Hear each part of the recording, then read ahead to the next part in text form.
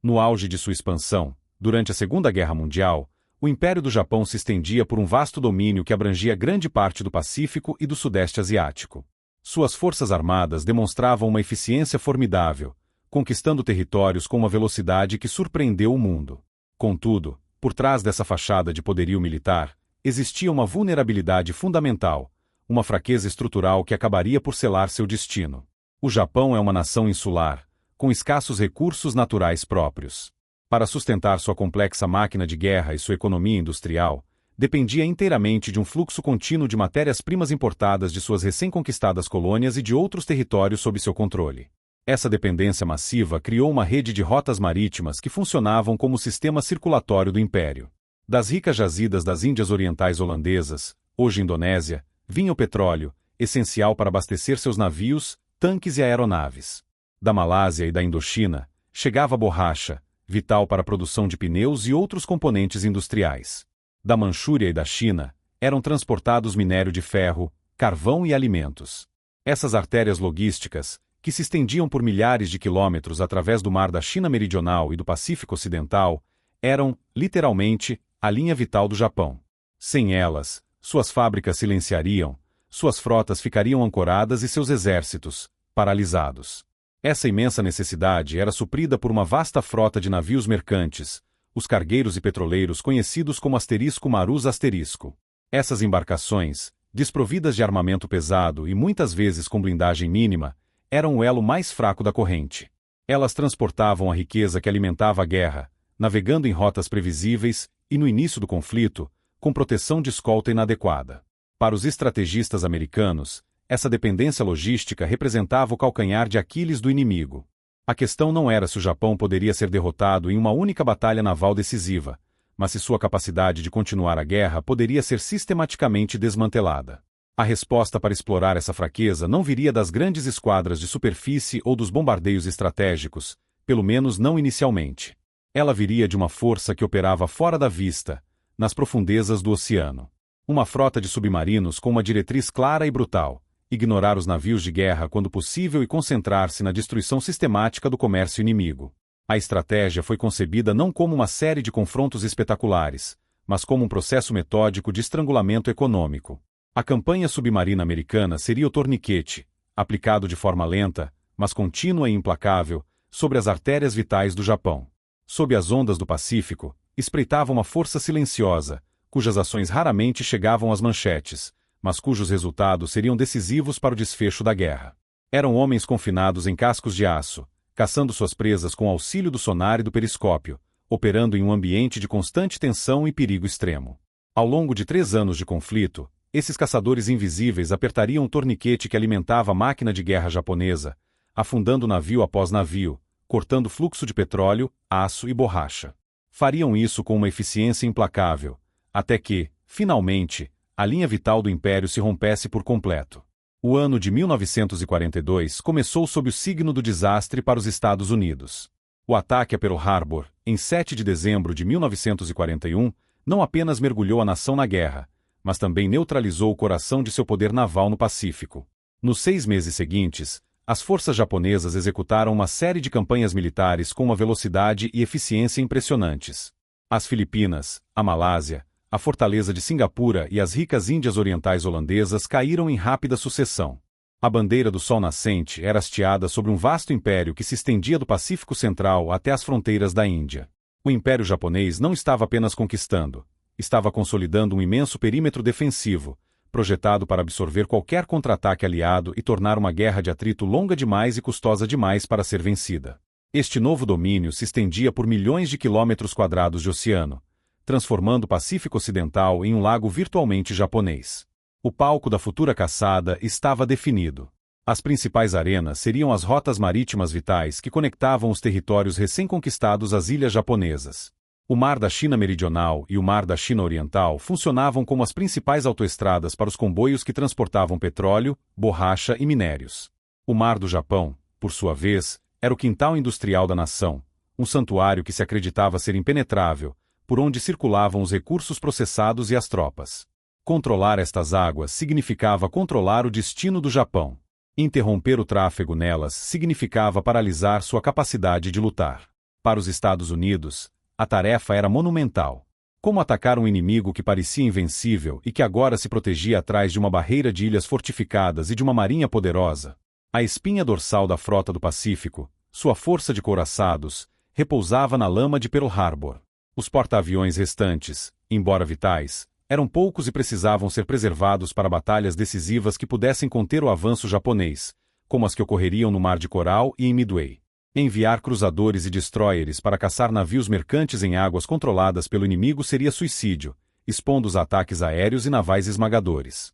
A guerra de superfície em larga escala dentro do perímetro japonês era, naquele momento, inviável. Contudo, uma parte crucial da força naval americana escapara ilesa ao desastre de dezembro. A frota de submarinos, por sua própria natureza, não estava ancorada no porto. Estava no mar, em patrulha ou em outras bases. Esses navios possuíam as qualidades exatas necessárias para a tarefa que se apresentava: longo alcance, capacidade de operar por semanas sem apoio e, o mais importante, a furtividade para penetrar nas defesas inimigas sem ser detectada. Eles podiam ir onde nenhum outro navio de guerra americano ousaria navegar.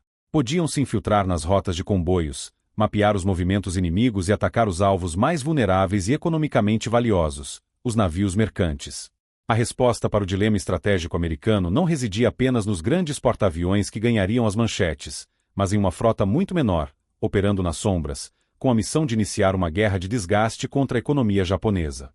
A ordem foi emitida quase imediatamente após Pearl Harbor: conduzir uma guerra submarina irrestrita contra o Japão. O palco estava montado e os caçadores silenciosos recebiam suas ordens para entrar nas águas inimigas. O resultado da guerra no Pacífico foi decidido não apenas pelo poderio industrial ou pela coragem dos combatentes, mas por duas filosofias de guerra naval fundamentalmente opostas. O contraste estratégico entre os Estados Unidos e o Japão foi a chave para a campanha submarina, e essa diferença representou um ponto cego na armadura do Império Japonês, uma falha que se provaria fatal. A doutrina da Marinha Imperial Japonesa estava fundamentada em um conceito central: a batalha decisiva, ou Kantai Kessen *. Essa filosofia tinha raízes profundas, forjada na espetacular vitória do almirante Togo sobre a frota russa na Batalha de Tsushima em 1905. A lição aprendida ali foi que uma única e aniquiladora batalha naval poderia decidir o destino de uma nação. Toda a estrutura, treinamento e desenvolvimento da Marinha Imperial foram orientados para recriar esse momento decisivo contra a frota do Pacífico dos Estados Unidos. O objetivo era atrair a frota americana para um confronto final, onde a superioridade tática japonesa e o espírito de luta prevaleceriam. Para isso, o Japão construiu os maiores e mais poderosos couraçados do mundo, o Yamato e o Musashi armas projetadas para serem o pivô dessa batalha climática. Dentro dessa grande estratégia, os submarinos japoneses tinham um papel bem definido, mas limitado. Eles não eram concebidos como caçadores de comércio. Eram vistos como batedores avançados e armas de emboscada, cuja missão principal era localizar e atacar os navios de guerra mais valiosos do inimigo, porta-aviões e couraçados, para enfraquecer a frota americana antes do confronto principal. Essa fixação na batalha de frotas criou uma perigosa negligência em relação a uma área muito menos gloriosa, porém vital: a proteção de suas próprias linhas de suprimento. A tarefa de escoltar comboios de navios mercantes era vista como secundária, um dever defensivo que desviava recursos preciosos, como destroyers, da frota de batalha principal. A Marinha Imperial subestimou gravemente a ameaça que os submarinos poderiam representar para sua logística. Consequentemente, o Japão entrou na guerra com uma doutrina de guerra anti-submarino subdesenvolvida e um número inadequado de navios de escolta dedicados. Eles acreditavam que a melhor defesa de suas rotas comerciais era uma ofensiva agressiva que manteria a marinha inimiga longe de suas águas. Essa mentalidade era o ponto cego do samurai. Enquanto os almirantes japoneses planejavam uma única e grandiosa batalha, eles ignoravam a guerra de atrito que os americanos estavam prestes a desencadear. Eles viam o oceano como um tabuleiro para um jogo de xadrez entre reis e rainhas, ignorando que seus peões, os humildes cargueiros e petroleiros, eram a fonte de todo o seu poder.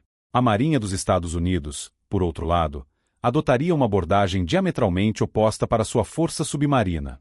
A ordem emitida logo após Pearl Harbor para conduzir uma guerra submarina irrestrita contra o Japão era um reconhecimento pragmático de que a maneira mais eficaz de derrotar uma nação insular e dependente de recursos era cortar suas artérias econômicas. A estratégia americana não se baseava na busca por glória em um único dia de combate, mas em uma campanha sistemática e implacável de estrangulamento. O contraste não poderia ser mais claro. Enquanto o Japão se preparava para um duelo de espadas, os americanos afiavam a faca para cortar sua linha vital. Em contraste direto com a doutrina japonesa, a Marinha dos Estados Unidos adotou uma abordagem pragmática e brutalmente direta para sua força submarina. Os estrategistas americanos haviam observado atentamente os acontecimentos no outro lado do mundo, na Batalha do Atlântico, onde os U-boats alemães quase levaram a Grã-Bretanha à submissão ao atacarem suas linhas de suprimento.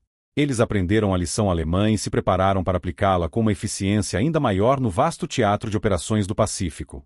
A doutrina americana não seria focada na busca por uma batalha naval gloriosa e decisiva. Em vez disso, seria uma guerra de atrito, travada nas sombras, contra o alicerce da economia e da indústria do inimigo. A ordem foi emitida poucas horas após o ataque a Pearl Harbor, iniciar uma guerra submarina irrestrita contra o Japão. Isso significava que qualquer navio mercante japonês, fosse ele um cargueiro, petroleiro ou navio de transporte de tropas, era um alvo legítimo e podia ser afundado sem aviso prévio. A liderança desta campanha coube a homens como o vice-almirante Charles A. Lockwood, que assumiu o comando da Força Submarina da Frota do Pacífico em 1943. Lockwood era um estrategista focado e implacável, que entendia perfeitamente que a maneira mais rápida de paralisar a máquina de guerra japonesa era privá-la de seus recursos. Em suas salas de estratégia em Pearl Harbor e, posteriormente, em Guam, os mapas não destacavam as posições das frotas de batalha inimigas, mas sim as rotas comerciais vitais que serpenteavam do Sudeste Asiático até as ilhas japonesas. O alvo principal não seriam os imponentes couraçados ou os temidos porta-aviões, mas os humildes e vulneráveis navios mercantes, os Marus e os petroleiros que transportavam o sangue vital do Império. As frágeis escoltas que os protegiam eram vistas não como um obstáculo principal, mas como alvos secundários a serem eliminados para garantir a destruição da carga. Para executar essa estratégia, os Estados Unidos contavam com uma frota de submarinos cada vez mais sofisticada. As classes Gato, Balão e, posteriormente, Tench eram embarcações notáveis, projetadas para o tipo exato de guerra que estava por vir. Eram submarinos de longo alcance, capazes de realizar patrulhas de mais de 75 dias e cobrir milhares de quilômetros, operando de forma autônoma nas profundezas do território inimigo. Equipados com radares avançados e sonares, podiam caçar de dia ou de noite, na superfície ou submersos. Esses submarinos eram as ferramentas perfeitas para uma campanha de interdição comercial em escala oceânica. Deixando as bases em Pearl Harbor, Fremantle na Austrália ou Midway, suas tripulações recebiam ordens claras: penetrar nas águas controladas pelo inimigo e afundar tudo que flutuasse sob a bandeira japonesa. A lógica por trás dessa doutrina era fria e matemática. Cada petroleiro afundado significava menos combustível para os caça-zero e para a frota imperial. Cada cargueiro de minério de ferro enviado para o fundo do mar significava menos aço para construir novos tanques e navios. Cada navio de transporte de tropas interceptado significava que reforços e suprimentos vitais jamais chegariam às guarnições insulares isoladas. A ordem era clara e inequívoca: estrangular o Japão. Não através de uma única batalha, mas através de 1000 pequenos cortes, cortando suas matérias-primas na fonte e garantindo que sua logística entrasse em colapso.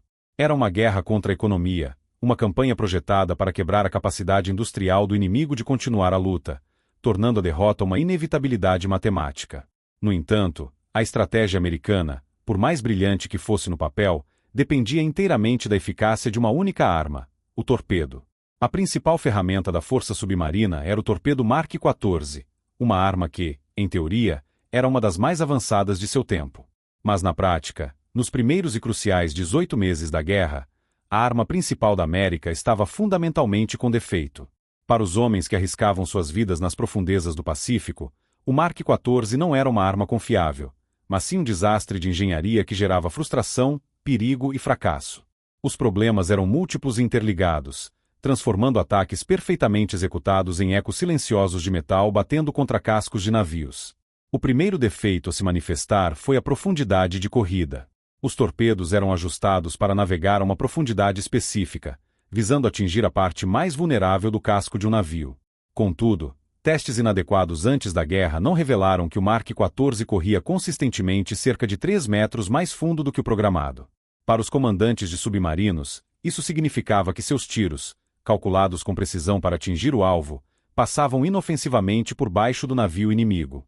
Nas primeiras patrulhas, a culpa por esses erros era frequentemente atribuída aos próprios comandantes, que acreditavam ter calculado mal a distância ou a velocidade do alvo.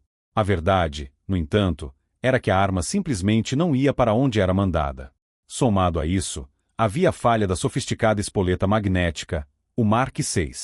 Essa tecnologia foi projetada para ser revolucionária, detonando a ogiva do torpedo não por impacto, mas pela alteração no campo magnético da Terra causada pela massa de aço de um navio. A detonação ocorreria sob a quilha, onde a explosão quebraria a espinha dorsal do navio, causando danos catastróficos. Na realidade, a espoleta era excessivamente sensível e pouco confiável. Muitas vezes, ela detonava o torpedo prematuramente, a dezenas de metros do alvo, alertando o inimigo da presença do submarino sem causar nenhum dano. Em outras ocasiões, simplesmente não funcionava, transformando o torpedo em um projétil inerte. Como se não bastasse, mesmo quando o torpedo atingia o alvo diretamente, o detonador de contato padrão, que deveria servir como mecanismo de segurança, também se mostrava defeituoso. A estrutura do pino de disparo era frágil. Se o torpedo atingisse o casco do navio em um ângulo reto, a 90 graus, a desaceleração era tão abrupta que o mecanismo de disparo se esmagava ou entortava em vez de acionar a carga explosiva.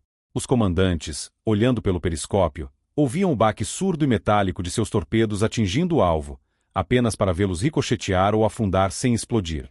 Para as tripulações que passavam dias rastreando um comboio, arriscando-se ataques de cargas de profundidade para chegar a uma posição de tiro ideal, a experiência era imensamente desmoralizante. Alvos perfeitos, tiros perfeitos e nenhuma explosão.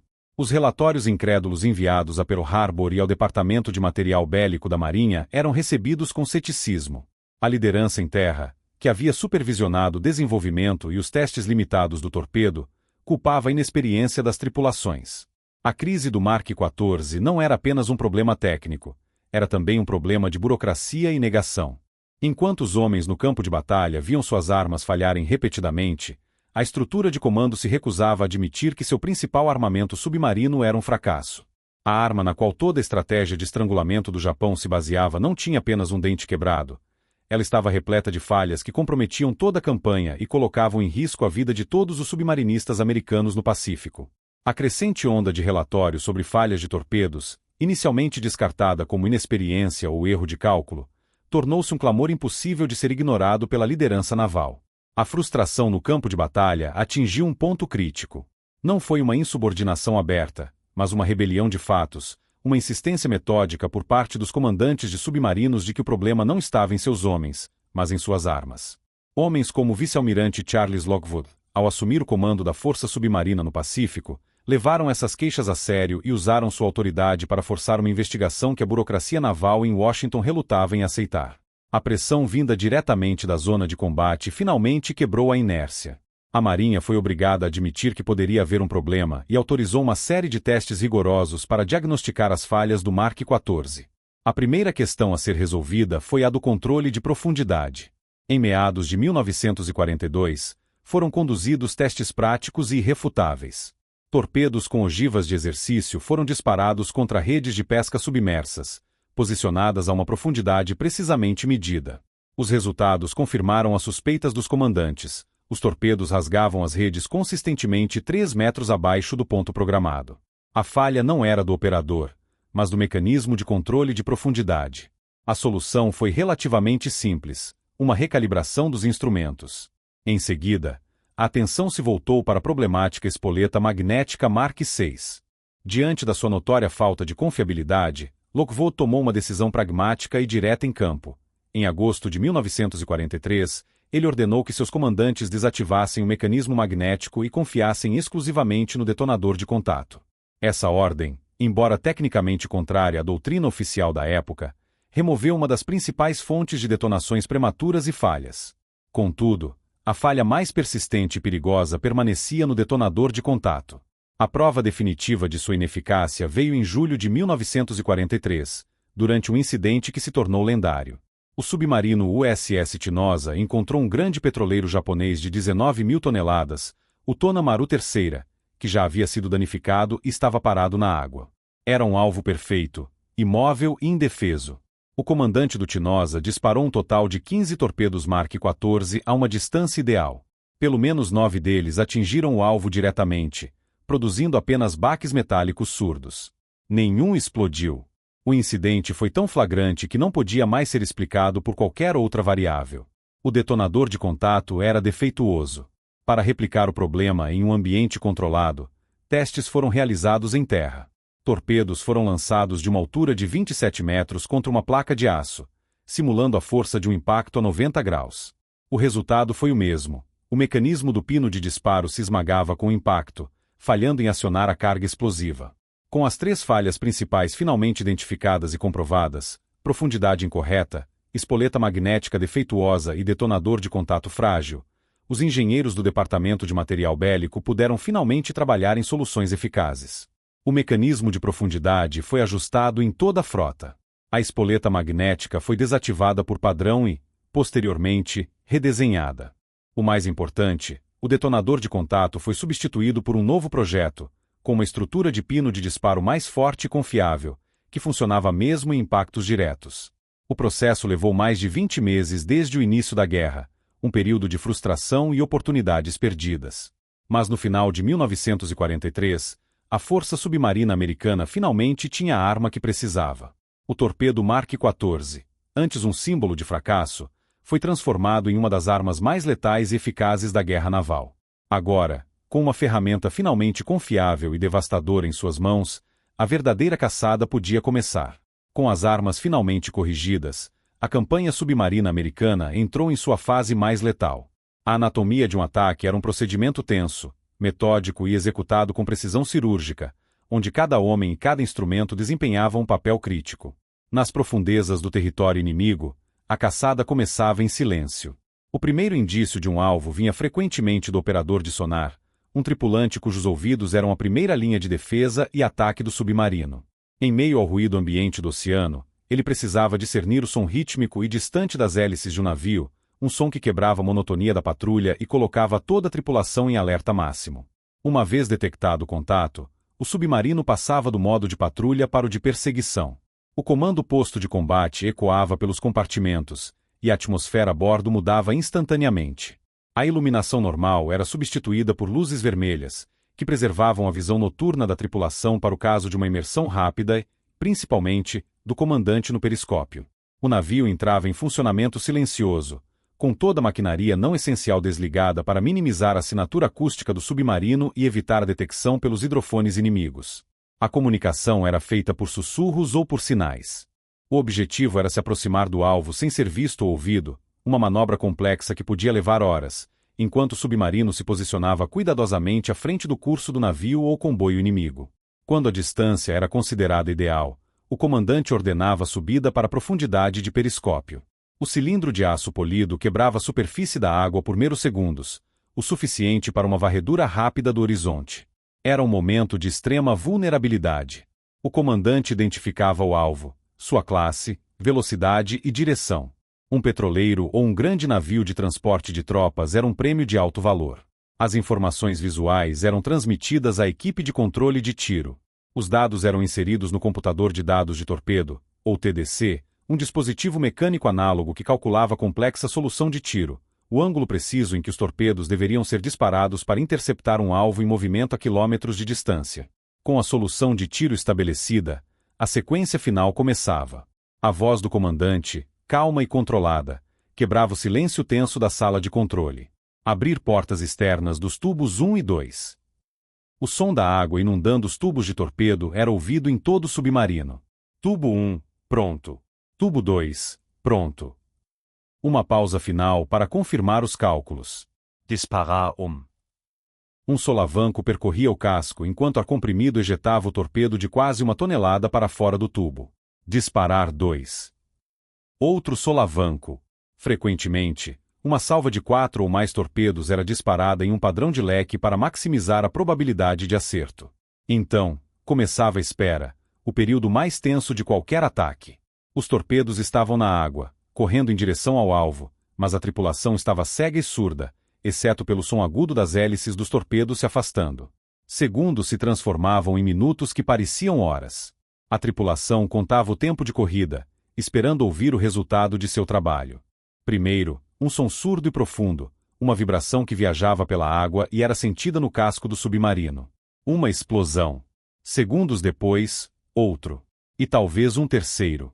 O comandante, novamente no periscópio, confirmava o sucesso. A imagem que validava todo o risco, toda a tensão e todo o perigo. Um petroleiro se partindo ao meio, sua carga inflamável transformando o horizonte noturno em um inferno de fogo e fumaça negra. O sucesso, no entanto, não permitia celebração. A explosão era um farol que denunciava a posição do submarino para os navios de escolta inimigos. O comando seguinte era inevitável: mergulho de emergência.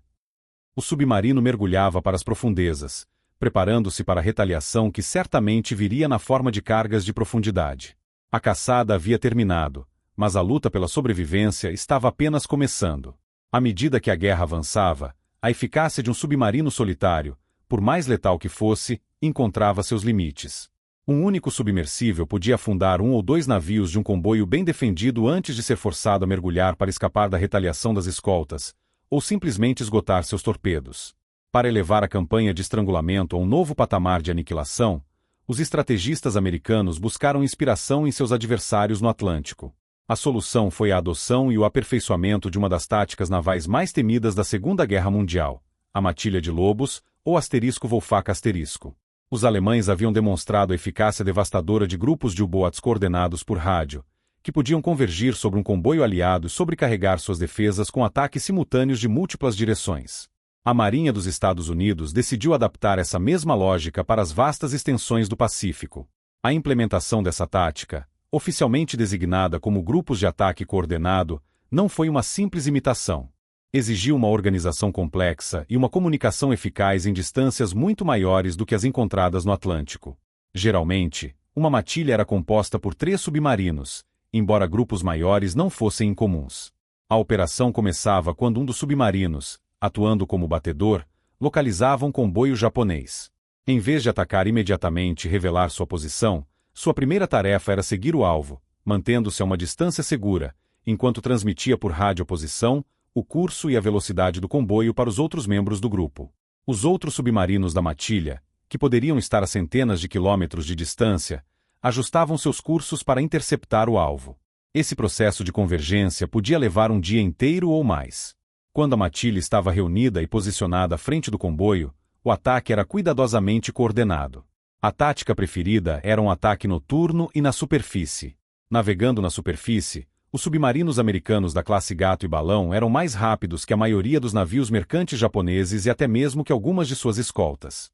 Além disso, apresentavam um perfil extremamente baixo contra o horizonte escuro, tornando-os quase invisíveis para os vigias inimigos. O líder da matilha designava setores de ataque para cada submarino, garantindo que o comboio fosse atingido de diferentes pontos simultaneamente. O resultado era o caos para as defesas japonesas. Enquanto o navio de escolta se apressava para lançar cargas de profundidade na última posição conhecida de um submarino, outro submarino, do lado oposto do comboio, disparava seus torpedos contra os petroleiros e cargueiros indefesos. As escoltas, em número insuficiente e com equipamentos anti-submarino inferiores, eram sistematicamente sobrecarregadas, correndo de uma ameaça para outra, incapazes de proteger todo o perímetro. Inicialmente uma tática experimental, os *Wolfpack* se tornaram a doutrina padrão da Força Submarina Americana nos últimos anos da guerra. As principais áreas de caça eram os pontos de estrangulamento geográficos por onde todo o tráfego marítimo vital para o Japão era forçado a passar. O Estreito de Luzon, entre as Filipinas e Taiwan, e o Mar da China Meridional e Oriental tornaram-se os campos de extermínio mais prolíficos. Nessas águas, as matilhas americanas operavam com uma eficiência implacável, transformando a jornada dos comboios em missões suicidas. Um único ataque coordenado podia resultar na destruição de um comboio inteiro em uma única noite. À medida que a guerra se aproximava de seu fim, a presença dessas matilhas famintas tornou-se tão rotineira e letal que as rotas marítimas antes vitais para o Império Japonês se transformaram em verdadeiros cemitérios de navios, acelerando o colapso de sua economia e de sua capacidade de continuar a lutar. Quando a fumaça da guerra se dissipou e os registros finais foram compilados, a verdadeira escala da campanha submarina americana emergiu não em relatos de batalhas, mas em uma fria e incontestável aritmética. Os números, por si sós, contam uma história de eficiência estratégica que não tem paralelo na história da guerra naval. A campanha não foi apenas bem-sucedida, foi desproporcionalmente devastadora, validando a doutrina de estrangulamento econômico com uma clareza matemática. O dado principal que quantifica a destruição é a tonelagem total afundada. Ao longo de menos de 4 anos de conflito, os submarinos dos Estados Unidos enviaram para o fundo do mar mais de 5,5 milhões de toneladas brutas de navios japoneses. Para contextualizar essa cifra, ela representa a aniquilação de mais de 1.100 navios mercantes de porte significativo, além de mais de 200 navios de guerra, desde frágeis navios de escolta até cruzadores e até mesmo porta-aviões. Cada navio afundado era um corte direto na capacidade do Japão de sustentar sua máquina de guerra, um elo quebrado em sua cadeia logística. Eram petroleiros que nunca entregariam seu combustível, cargueiros cujos minérios jamais chegariam a siderúrgicas e navios de transporte cujas tropas e munições jamais alcançariam as frentes de batalha. Mas a tonelagem, por si só, não revela toda a história. O impacto estratégico real é medido pela proporção dessa destruição. Do total de perdas da marinha mercante japonesa durante a Segunda Guerra Mundial, impressionantes 55% foram atribuídas diretamente aos ataques de submarinos americanos. Isso significa que uma única força foi responsável por mais da metade de todo o dano infligido à linha vital do Japão. Os submarinos, sozinhos, foram mais eficazes em afundar o comércio inimigo do que todas as outras forças combinadas. Os ataques aéreos de bombardeiros e aviões baseados em porta-aviões, as minas navais semeadas em rotas estratégicas e as ações de navios de superfície. A campanha submarina não foi um esforço de apoio, foi o principal instrumento da guerra econômica contra o Japão. O dado mais extraordinário, no entanto, surge quando se compara o imenso dano causado com o tamanho da força que o infligiu. A força submarina da Marinha dos Estados Unidos, no seu auge, representava apenas cerca de 2% de todo o efetivo naval americano. Era uma comunidade pequena e coesa de oficiais e tripulantes, operando em algumas centenas de embarcações. Enquanto milhões de homens serviam em porta-aviões, couraçados, cruzadores e nas forças de desembarque, foi essa minúscula fração, composta por pouco mais de 50 mil homens ao longo de toda a guerra, que desferiu o golpe mais profundo e paralisante na capacidade industrial e logística do inimigo. A aritmética da campanha é, portanto, a história de um retorno sobre um investimento sem precedentes. Nunca antes na história militar uma força tão pequena, com custo relativo tão baixo em termos de pessoal e material, havia causado um dano estratégico tão grande e decisivo. Os números não mentem.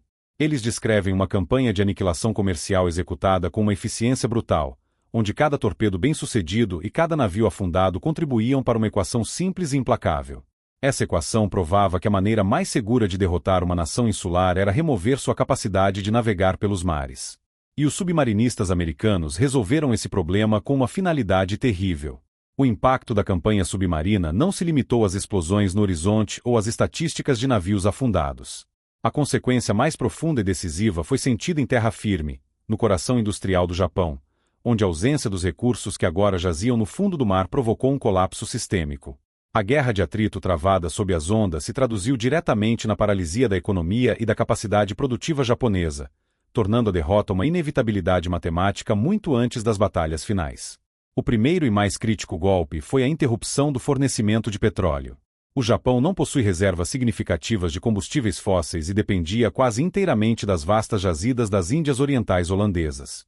Com os submarinos americanos afundando os petroleiros em um ritmo alarmante, esse fluxo vital foi reduzido a um gotejamento e, por fim, cortado por completo. Sem o petróleo bruto chegando, as refinarias no Japão ficaram sem matéria-prima para processar. Consequentemente, a produção de gasolina de aviação, diesel e óleos lubrificantes entrou em colapso. A falta de combustível não afetou apenas os navios e aviões na linha de frente, ela paralisou a própria indústria. As fábricas, que dependiam de energia e lubrificantes para operar suas máquinas, começaram a desacelerar e, em muitos casos, a silenciar por completo. Paralelamente, o estrangulamento atingiu a espinha dorsal de qualquer economia de guerra, o aço. O Japão importava a maior parte de seu minério de ferro e carvão de coque da Manchúria e da China, transportados em grandes navios cargueiros através do mar da China Oriental. Essas rotas se tornaram campos de caça primários para os submarinos americanos. Cada cargueiro afundado significava milhares de toneladas de matéria-prima que nunca chegariam aos altos fornos. As grandes siderúrgicas de Yamata e Kobe, que antes operavam em plena capacidade, viram seus estoques se esgotarem e foram forçadas a esfriar seus fornos.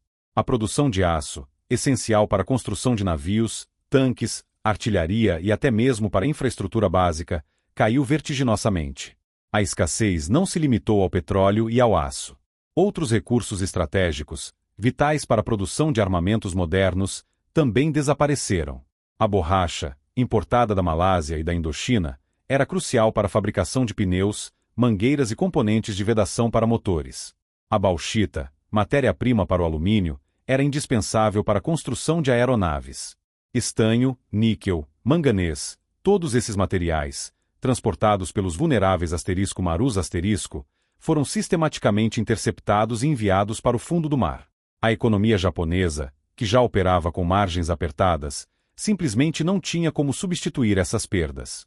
O resultado final foi o desmantelamento da capacidade industrial do Japão de dentro para fora. As fábricas que produziam os famosos caças Mitsubishi A6M0, que haviam dominado os céus no início da guerra, ficaram sem alumínio para construir as fuselagens e sem aço de alta qualidade para os motores. As linhas de montagem de tanques e veículos militares pararam por falta de chapas de aço e componentes de borracha. As fábricas de munições reduziram drasticamente sua produção, pois não havia mais aço suficiente para fabricar os projéteis de artilharia e as bombas. O colapso não foi apenas quantitativo, mas também qualitativo. A falta de materiais críticos forçou o uso de substitutos de baixa qualidade, resultando em equipamentos menos confiáveis e mais propensos a falhas. A nação que havia chocado o mundo com sua eficiência industrial estava agora sendo forçada a uma desindustrialização em plena guerra, não por bombardeios, mas pela ação silenciosa e implacável de caçadores invisíveis que operavam a milhares de quilômetros de distância. A paralisia que se instalou nas fábricas japonesas não foi um problema meramente econômico. Foi um golpe direto na capacidade de combate de suas forças armadas, que se viram progressivamente imobilizadas e enfraquecidas. A falta de recursos, provocada pelo torniquete submarino, manifestou-se de duas formas críticas e interligadas: a incapacidade de reabastecer as tropas no campo de batalha e a imobilização de seus mais poderosos instrumentos de guerra, a Marinha Imperial e suas forças aéreas. Primeiramente, o impacto foi sentido nos vastos territórios ocupados. Os exércitos japoneses, espalhados desde a Manchúria e a China até a Birmânia e as inúmeras ilhas guarnecidas do Pacífico, tornaram-se guarnições isoladas. O fluxo de navios de transporte que antes lhes trazia reforços, munições, equipamentos e alimentos foi reduzido a um gotejamento perigoso e, por fim, cortado quase por completo. Soldados em frentes distantes se viram forçados a lutar com os cartuchos contados e os estômagos vazios. A artilharia silenciava não por falta de alvos, mas por falta de projéteis. Unidades mecanizadas ficavam paradas por falta de combustível e peças de reposição. A estratégia japonesa, que dependia da capacidade de mover tropas rapidamente para conter as ofensivas aliadas, foi desmantelada. Suas forças estavam presas onde estavam, incapazes de se apoiar mutuamente, tornando-se alvos estáticos para a avassaladora campanha de ilha em ilha dos Estados Unidos. Contudo, a manifestação mais dramática dessa paralisia logística ocorreu nos portos do próprio Japão. A poderosa frota imperial, o orgulho da nação e o instrumento central de sua estratégia de guerra, ficou literalmente presa em suas bases. Os maiores e mais temíveis navios de guerra do mundo, como o couraçado Yamato e seu irmão Musashi, foram projetados para uma batalha naval decisiva que nunca poderiam travar em condições ideais, simplesmente porque não havia combustível suficiente para levá-los ao combate e trazê-los de volta. As reservas de petróleo do Japão, que no início da guerra eram medidas em dezenas de milhões de barris, haviam diminuído para níveis criticamente baixos. Cada missão naval precisava ser cuidadosamente calculada não apenas em termos táticos, mas principalmente em termos de consumo de combustível. Como resultado, os imponentes couraçados, cruzadores pesados e porta-aviões foram relegados a um papel humilhante. Ancorados em portos como Kuri e Yokosuka, foram transformados em baterias antiaéreas flutuantes, sua única função restante sendo a de proteger as cidades portuárias dos ataques dos bombardeiros B-29. O mesmo destino se abateu sobre a aviação naval e do exército. A produção de gasolina de aviação de alta octanagem despencou, forçando o uso de combustíveis de baixa qualidade que danificavam os motores e reduziam o desempenho das aeronaves. Mais importante, a falta de combustível impedia o treinamento adequado de novos pilotos. Enquanto os Estados Unidos formavam dezenas de milhares de pilotos bem treinados, o Japão via seus veteranos experientes serem abatidos sem poder substituí-los por aviadores com horas de voo suficientes. Os pilotos ficavam em terra, esperando ao lado de suas aeronaves por uma cota de combustível que raramente chegava. A nação que iniciou a guerra com um dos mais formidáveis aparatos militares do mundo agora se via forçada a lutar com um depósito vazio, uma batalha perdida antes mesmo de ser travada. Mas esta vitória, conquistada nas profundezas silenciosas do Pacífico, teve um custo humano extraordinariamente alto. A campanha de estrangulamento foi uma das operações mais perigosas de toda a Segunda Guerra Mundial, e os homens que a executaram pagaram um preço terrível por sua eficiência. A guerra submarina era um trabalho de risco constante, onde a linha entre caçador e presa era perigosamente tênue. Para cada ataque bem-sucedido, havia horas, dias e, por vezes, semanas de perigo extremo, onde a sobrevivência dependia tanto da habilidade da tripulação quanto da sorte. O ambiente de combate de um submarinista era um mundo de confinamento e tensão. Dentro do casco de aço, a tripulação vivia sob a constante ameaça da detecção. Qualquer navio de escolta japonês ou avião de patrulha representava um perigo mortal. Uma vez descoberto, o submarino era forçado a mergulhar para as profundezas, iniciando um jogo mortal de gato e rato. A arma principal do inimigo era a carga de profundidade, um dispositivo simples, mas eficaz, projetado para esmagar o casco de um submarino através da pura força da concussão subaquática. Para a tripulação dentro do submarino, um ataque com cargas de profundidade era uma experiência aterrorizante. As explosões não precisavam atingir o casco diretamente para serem letais. Uma detonação próxima enviava uma onda de choque violenta que sacudia a embarcação como um brinquedo. As luzes piscavam e se apagavam, mergulhando os compartimentos em uma escuridão momentânea. Manômetros de vidro se estilhaçavam, e tubulações podiam se romper, jorrando água do mar gelada ou vapor escaldante. O casco de aço, projetado para suportar a imensa pressão do oceano, gemia e rangia sob o impacto. Cada som um lembrete de que apenas alguns centímetros de metal separavam a tripulação de uma morte instantânea. Durante esses ataques, a ordem era o silêncio absoluto, enquanto os homens esperavam, impotentes, que a barragem terminasse ou que uma explosão mais próxima selasse seu destino. Além das cargas de profundidade, existiam outros perigos. Campos de minas navais, plantados secretamente pelos japoneses em rotas de navegação, podiam destruir um submarino em um instante, sem qualquer aviso. Falhas mecânicas, como um incêndio a bordo ou um problema com os tanques de lastro, podiam se transformar em catástrofes fatais quando se estava centenas de metros abaixo da superfície. A guerra submarina não perdoava erros. Ao final da guerra, os registros confirmaram a dimensão do sacrifício. 52 submarinos americanos foram declarados perdidos em combate ou por outras causas operacionais. Com eles, desapareceram mais de 3.500 oficiais e marinheiros. Esses números, quando contextualizados, revelam uma realidade sombria. A força submarina sofreu a maior taxa de baixas de qualquer ramo das Forças Armadas dos Estados Unidos durante a Segunda Guerra Mundial. Aproximadamente 1 em cada 5 submarinistas que foram para a guerra no Pacífico não retornou. A natureza de sua missão significava que as perdas eram quase sempre totais.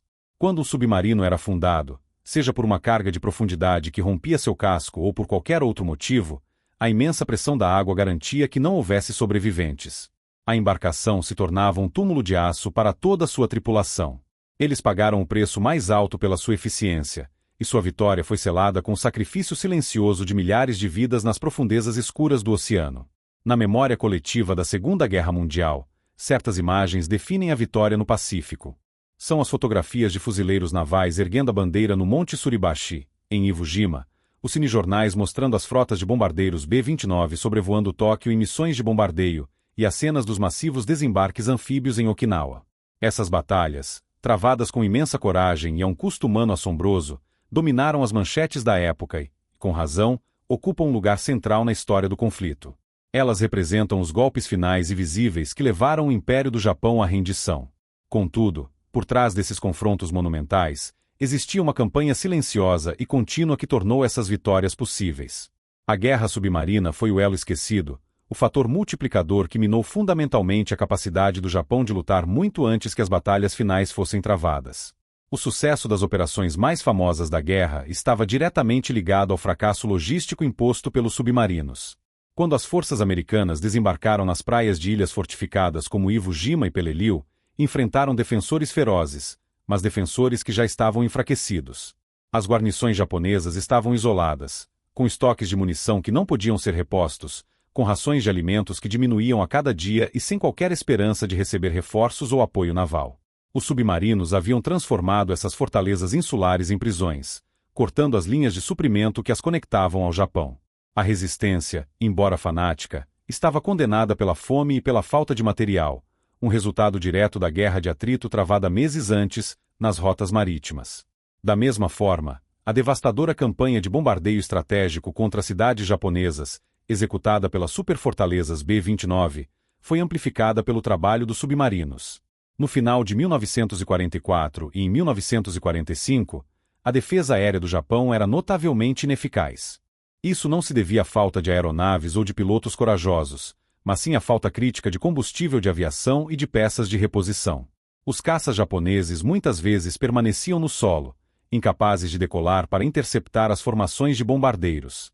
O treinamento de novos pilotos foi severamente restringido pela mesma escassez de combustível. Além disso, a produção industrial de novas aeronaves e canhões antiaéreos havia sido paralisada pela falta de alumínio, aço e outros materiais estratégicos que os submarinos haviam enviado para o fundo do oceano. A força submarina, portanto, não apenas destruiu a economia japonesa. Ela efetivamente desarmou suas defesas aéreas, abrindo céus para os B-29. Sem o estrangulamento logístico imposto pela campanha submarina, o curso do final da guerra teria sido drasticamente diferente. O Japão, embora industrialmente inferior aos Estados Unidos, teria mantido uma capacidade de produção significativa por muito mais tempo. Suas forças armadas teriam sido mais bem abastecidas, suas defesas mais robustas e sua resistência mais prolongada. As batalhas de ilha em ilha teriam sido ainda mais sangrentas, com defensores totalmente equipados e reabastecidos. A guerra, quase certamente, teria se estendido por muitos meses, talvez até por mais um ano, custando centenas de milhares de vidas adicionais, tanto de aliados quanto de japoneses. A campanha submarina não foi apenas uma operação de apoio, foi a base sobre a qual as vitórias finais foram construídas. Ela enfraqueceu o inimigo de dentro para fora, garantindo que, quando os golpes decisivos fossem desferidos, eles caíssem sobre uma estrutura já em colapso.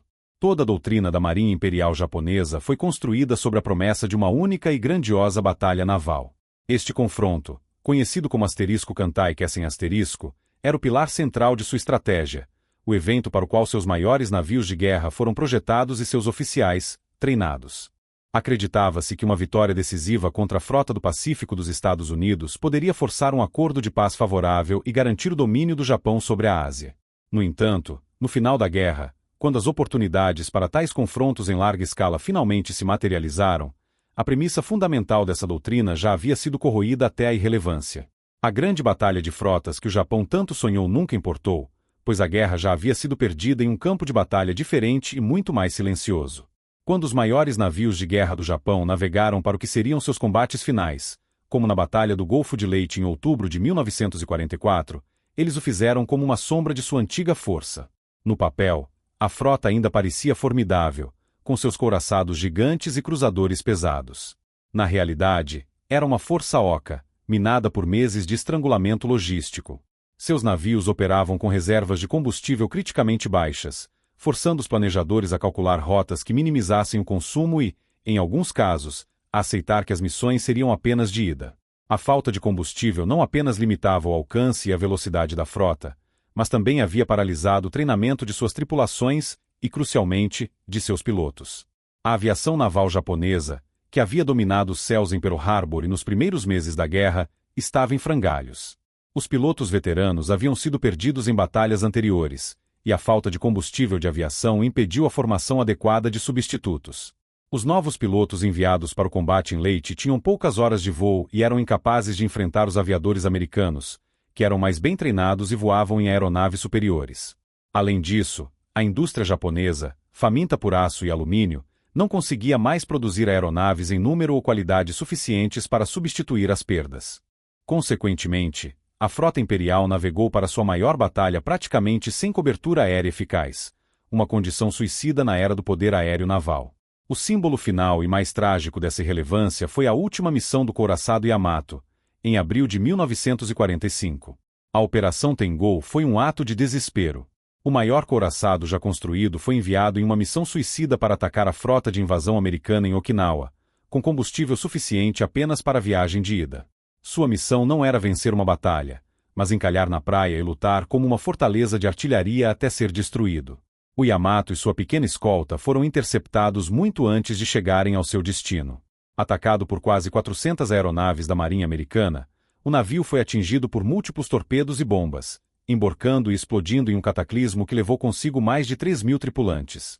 A aniquilação do Yamato foi a prova definitiva. O navio, a personificação da doutrina da batalha decisiva, foi destruído sem sequer avistar um único navio de guerra americano. Sua imensa artilharia principal, projetada para duelos com outros couraçados, permaneceu em grande parte silenciosa. Ele foi vítima do poder aéreo, um poder que o Japão não podia mais contestar porque sua indústria estava morrendo e suas reservas de combustível haviam se esgotado. A guerra já havia sido perdida, não em um confronto glorioso entre frotas, mas nas 1000 pequenas batalhas travadas por submarinos contra petroleiros e cargueiros anônimos, nas rotas de suprimento que eram a verdadeira fonte do poder japonês. Os heróis desta campanha não foram definidos por batalhas famosas ou por atos de bravura testemunhados por muitos. Foram homens que operavam em tubos de aço pressurizado, confinados por semanas a fio em um ambiente de perigo constante, a milhares de quilômetros de casa.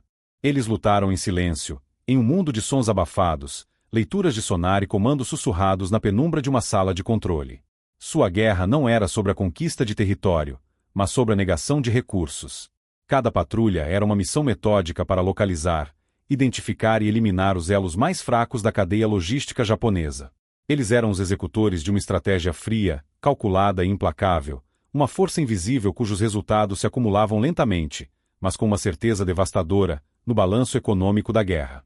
Enquanto as grandes frotas manobravam para confrontos espetaculares, a força submarina travava uma guerra de desgaste, um cerco naval em escala oceânica que corroía as fundações do poderio militar inimigo. No fundo do mar, longe dos olhos do mundo, a estratégia americana foi reduzida à sua forma mais pura e brutal, a aritmética da guerra. A lógica era simples e irrefutável. A capacidade de uma nação industrial de lutar é diretamente proporcional à sua capacidade de acessar e transportar matérias-primas. Cada petroleiro afundado era uma subtração direta de combustível das reservas japonesas. Cada cargueiro de minério de ferro enviado para o fundo do oceano era uma entrada menos no balanço de produção de aço. Essa não era uma guerra de manobras táticas complexas, mas um exercício sistemático de interdição. Os submarinos eram a ferramenta para impor essa equação. Sua missão era garantir que os recursos extraídos nas ricas colônias do Sudeste Asiático jamais completassem a jornada até as fábricas nas ilhas japonesas.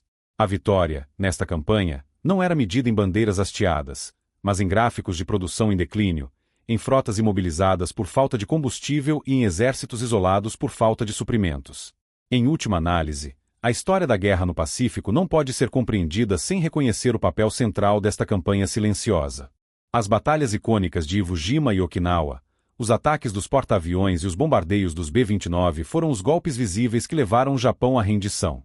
Mas a eficácia de cada uma dessas operações foi amplificada pelo trabalho prévio e contínuo dos submarinos. Eles desarmaram o inimigo antes que ele pudesse lutar em sua plena capacidade. Eles garantiram que as defesas fossem mais fracas, que os reforços não chegassem e que a indústria de guerra já estivesse em um estado de colapso terminal quando os ataques finais ocorreram. A força submarina foi o fator que transformou a superioridade industrial americana em uma arma estratégica decisiva, aplicando-a diretamente no ponto mais vulnerável do Japão, sua dependência absoluta do mar. Os homens que serviram nesta força representaram uma fração mínima do pessoal naval americano, mas seu impacto foi desproporcional a qualquer outra unidade. Eles validaram uma doutrina que priorizava a logística sobre a glória, a eficiência sobre o espetáculo. No final, a grande frota de batalha japonesa foi neutralizada não por uma frota rival, mas pela ausência de combustível em seus tanques. A guerra foi vencida não apenas nos céus e nas praias, mas também nas profundezas escuras e silenciosas do oceano. A lição deixada por esta campanha é uma das mais fundamentais da história militar, uma aritmética simples e final gravada no fundo do mar. Cortar o suprimento é cortar a capacidade de lutar. Cortar a capacidade de lutar é cortar a guerra.